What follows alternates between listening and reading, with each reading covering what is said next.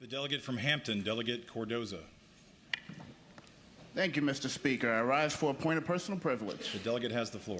Thank you, Mr. Speaker. Mr. Speaker, today is the third day of Black History Month, and in this year, we as a people have made significant strides by representing more people and more communities than ever before. I'm proud to say that I've contributed to these strides by becoming the first Black delegate of the 91st District and the only African American to represent Poquoson as a legislator. I started my interest in politics after high school when I worked as a field manager on the campaign to elect our nation's first Black president, Barack Obama. After that,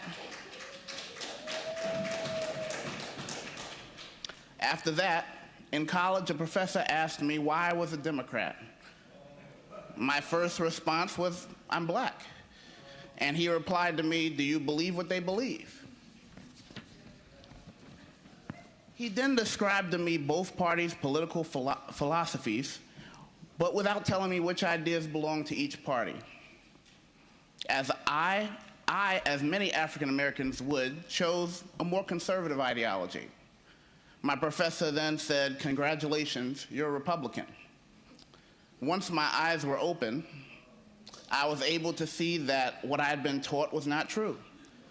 Soon after, when I told my peers that they questioned my quote-unquote blackness. Yet I was the same person that I was the day before.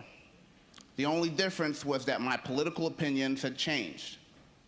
When I came to this assembly, I expected to be welcomed with open arms by my brothers and sisters in the Legislative Black Caucus. Instead, I was rejected by a vote. While I'm sure a few of my brothers and sisters voted for me to join them, the majority did not. This was disheartening, but not shocking. The questionnaire for entry had little to do with being Black and had more to do with being leftist. The first question asked if I support or opposed using public school dollars to support private school initiatives. Basically, am I for school choice? Then later, the form asked what my top 3 environmental justice priorities were.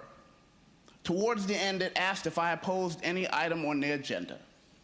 So I went to look it up, and here are some of the highlights. Reform the recall process to end harassment.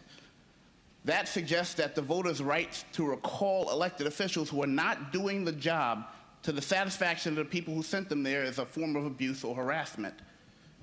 Repeal sovereign immunity, which will result in our police force diminishing. Protecting workers by protecting collective bargaining rights. Basically turning our state into a union state with union bosses, a state where workers won't have the choice but to be in a union. Protect measures to help mitigate COVID-19 impacts, basically preserving mask mandates. Protect abortion coverage in the health exchange. That one's pretty clear.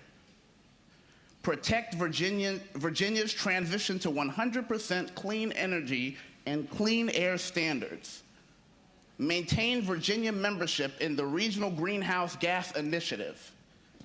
Protect legislation requesting a study on transportation equity, efficiency, and modernization, and protect the legislation implementing pipeline accountability and oversight.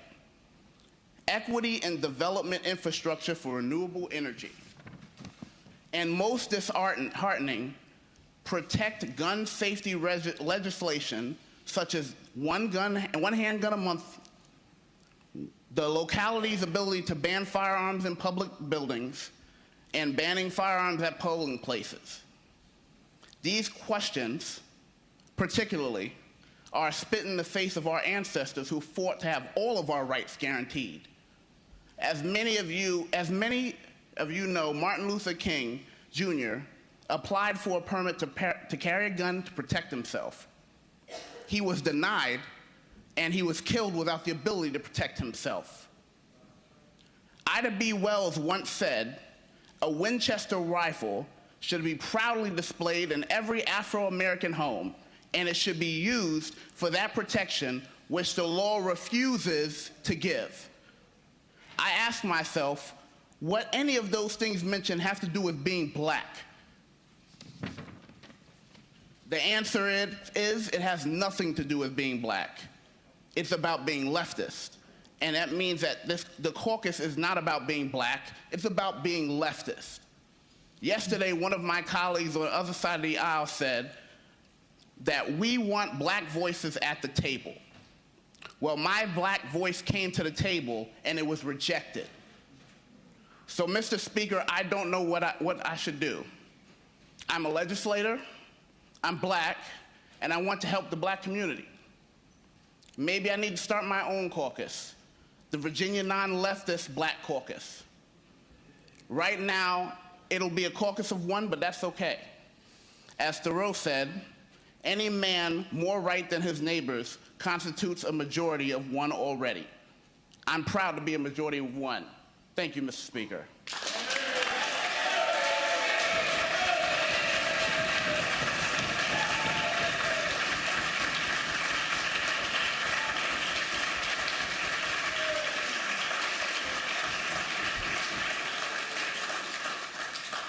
The delegate from Prince William.